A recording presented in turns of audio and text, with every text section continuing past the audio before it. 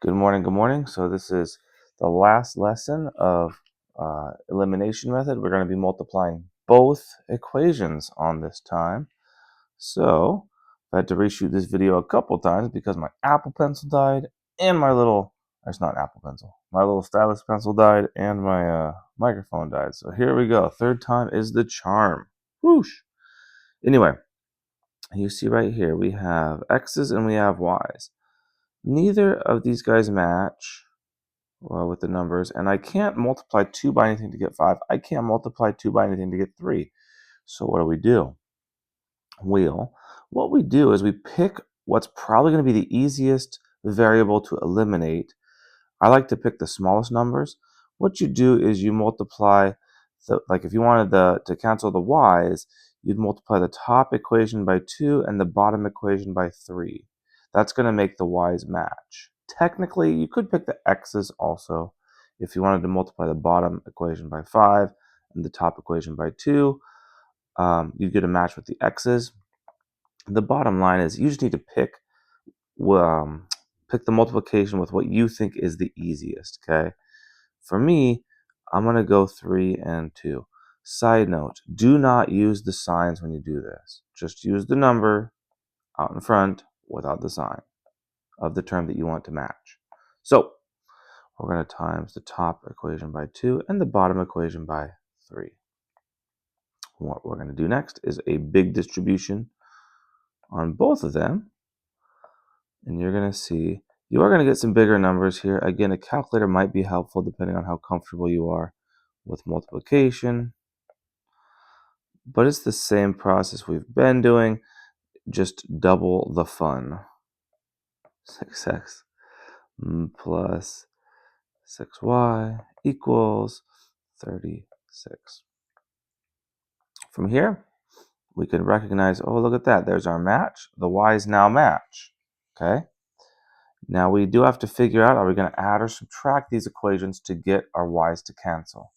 The signs are different here, so we are going to add. We're going to add these equations. I'll do a plus over here so you can see better. Boom. Negative 6 plus 6, eliminated. Then we can go 10x plus 6x, that's a 16x. Negative 36 plus 36, ooh, that's going to be a 0. We can keep going though. I could just divide both sides by 16 to fully get my x by itself, and x equals 0. We're not quite done yet. Now I need to figure out which equation do I think is going to be easiest to work with substituting the x in.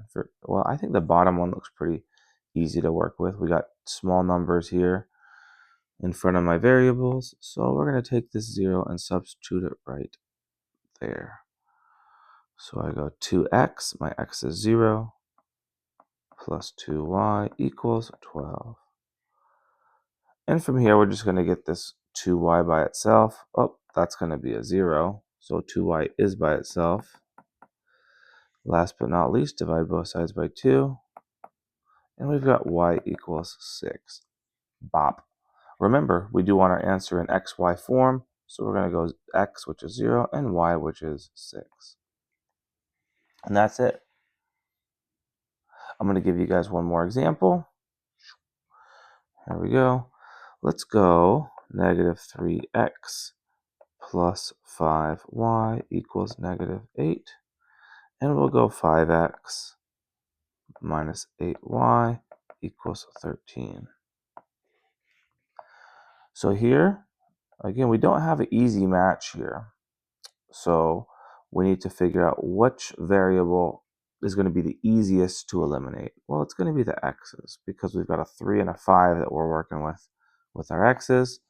So we're going to multiply.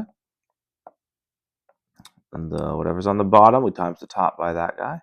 Whatever's on the top, we multiply the bottom by that guy. Again, do not multiply with the sign. You could, it's just going to make your problem more difficult. We want to make this as simple as possible. And we're going to distribute that top number, negative 15x plus 25y equals negative 40. And the bottom distribution is going to be 15x minus 24y equals 39. Bop. Now we ask the question, okay, we now do have a match. The x's have the same numbers in front. And again, you know me, I like to have my little box in front of that, or my box around that. How am I going to get those guys to be eliminated? Well, they have different signs. We have a negative 15 and a positive 15, so I need to add. Negative 15 plus 15, eliminated. That's going to give us a 0, right? And then we can go 25y plus negative 24y.